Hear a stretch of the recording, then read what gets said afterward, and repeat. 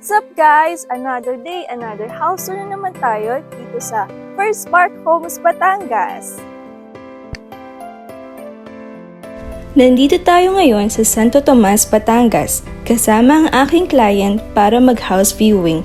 Isa ito sa mga top options nila dahil sa amenities, location, layout at overall ambience ng community. I-check natin today kung pasado ba ito sa checklist nila.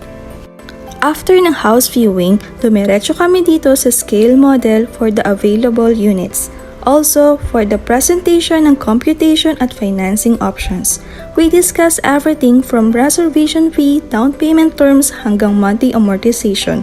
Magaan ang terms at pasok sa budget nila, kaya mas naging kampante sila to proceed with the reservation. Finally, ready na ang aking client na i-reserve ang unit nila. Grabe, ang saya ko para sa kanila. They are officially one step closer to owning their dream home. Congratulations po sa aking client. This is the start of a beautiful chapter for your family.